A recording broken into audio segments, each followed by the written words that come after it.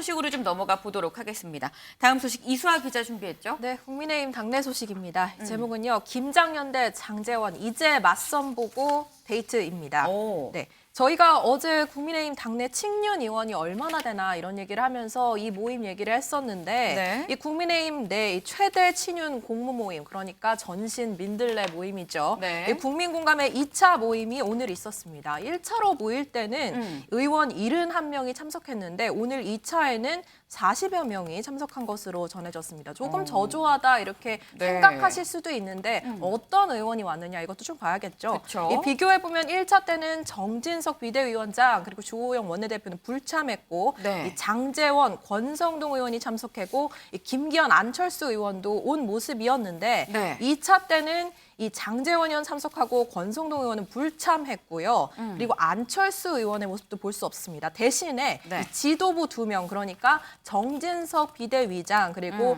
주호영 원내대표는 참석한 모습이었습니다. 이 안철수 의원의 경우에는 지금 23일까지 대구 경북을 방문 중입니다. 그래서 네. 피치 못할 사정이 있었다 이렇게 볼 수 아하. 있을 것 같고요. 네. 권성동 의원의 불참 이유는 아직까지는 공식적인 일정은 없었던 것으로 확인이 되는데 네. 잘 알려지지 않고 있습니다. 이 정진석 비대위장은 이 자리에서 100만 당원 시대를 강조를 하면서 100% 당심으로 가야 된다. 이게 정당성을 강조하는 모습이었는데요. 잠시 한 번 더 듣고 오시죠.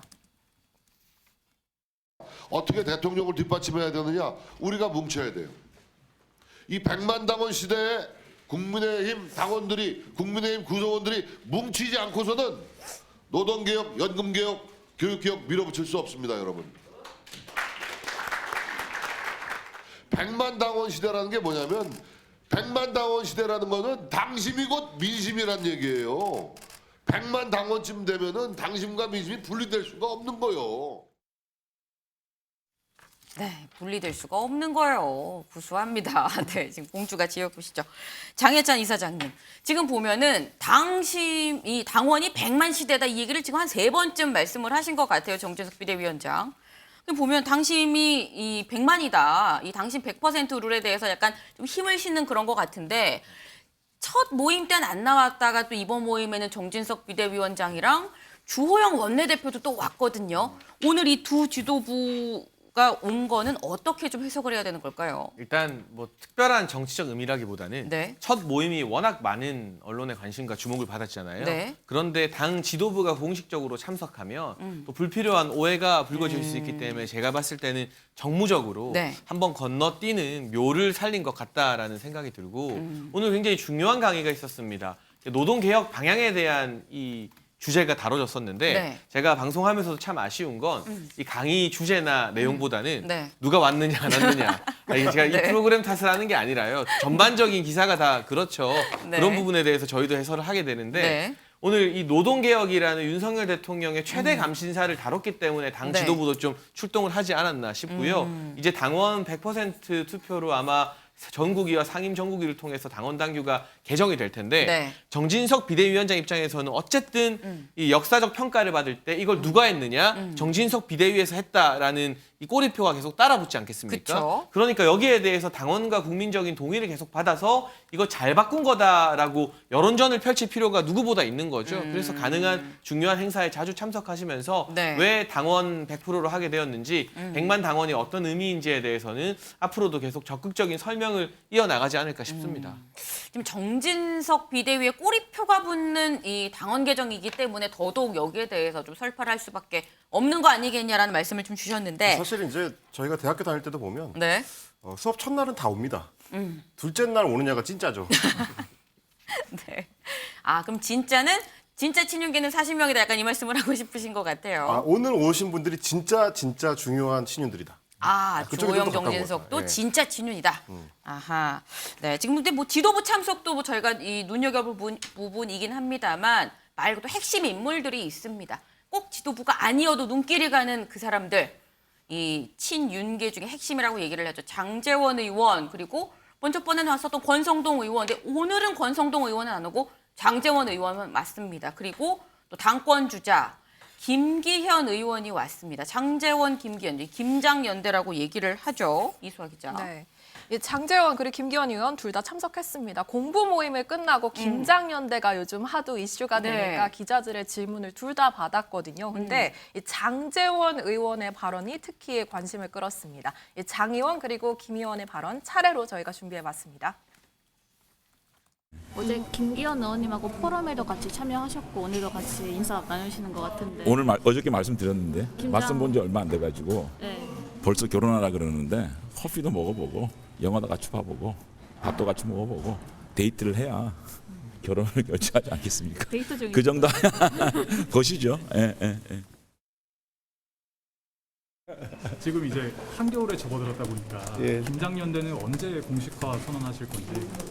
김장연대라는 것을 공식화 선언할 계획 자체가 없습니다. 아니 김장은 담그면 되는 것이지 뭐 김장 담근다고 선언하고 김장을 담그나요. 잘 담궈서 맛있게 식단에 올려놓으면 풍부하고 맛있는 음식 반찬을 통해서 우리 국민들의 건강도 그리고 정치권에서 영양분도 잘 공급될 수 있도록 하겠습니다. 네, 두 의원 모두 표정이 진짜 맞선 보고 온 것 같아요. 김기현 의원이야 뭐 김장연대 관련해서 최근까지 긍정적인 입장을 냈지만 장 의원이 맞선을 봤다. 뭐 결혼까지는 조금 더 데이트를 해봐야 되지 않겠느냐라고 발언하는 모습. 이 김장연대설을 사실상 부인하지 않았다라는 해석이 나오고요. 네. 이 김기현 의원의 경우에 이 장 의원과 코드가 맞다라고 얘기를 하면서 지속적인 러브콜을 보내고 있습니다. 이 두 의원이 어제도 함께 같은 자리의 모습 보이기도 했는데요. 네. 이틀 연속 이 투샷이 잡힌 셈이죠. 네. 이 경남 김해에서 있었던 이 혁신 포럼 자리에서였습니다. 이 장제원 의원이 상임 고문으로 있는 단체인데 네. 이 장 의원 이 자리에서 이 윤심이 당심이고 또 이 당심이 민심이다. 이 민심과 당심 분리는 이 해계망측한 논리다라고 언급했습니다. 이 지금까지 당이 이 대통령과 이 다른 목소리를 낼 때마다 어렵지 않았었냐, 당이 어렵지 않았느냐며 이 마치 윤심이 곧 당심이자 이 민심이다는 듯한 이 취지의 발언을 좀 내기도 했었는데 이 동시에 있었던 발언을 좀 소개드리면은 이 김기현 의원은 이 행정 경험은 물론 이 투쟁력과 전략을 가진 분이다 이런 식으로 네. 치켜세우는 듯한 모습이 좀 있었거든요. 이 김장연대가 본격화될 것이라는 얘기는 계속해서 더해지는 중입니다. 임경빈 위원 네. 지금 윤심이 당심이고 윤심이 당심이고 당심이 민심이다. 그럼 윤심이 민심인 걸까? 라는 생각이 좀 드는데 어쨌거나 지금 김장을 담근다고 선언하고 김장을 하냐라고 김기현 의원이 네. 얘기를 했습니다. 그럼 이거는 간판은 안 걸었지만 식당 영업은 합니다. 뭐 이런 걸까요? 김기현 의원께는 좀 안 된 말씀이지만 보통 이제 김장은 어머니가 이제 김장한다고 선언하고 이제 김장을 하죠. 그리고 이제 그렇게 해서 식구들을 불러 모아서 네. 뭐 김장을 다 같이 한 다음에 결국 네. 중요한 거는 어머니가 어느 집에 김치를 2포기 주느냐, 아하. 한 포기 주느냐, 맞아요. 3포기 싸주느냐 이게 이제 차이가 나는 겁니다. 그래서 지금도 사실 김기현 의원하고 이제 장제원 의원의 말을 좀 보시면 네. 약간 온도 차이가 있습니다.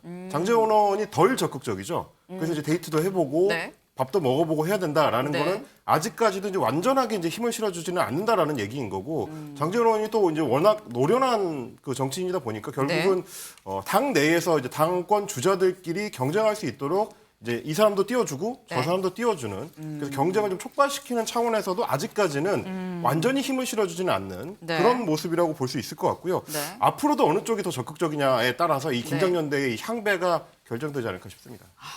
그렇군요.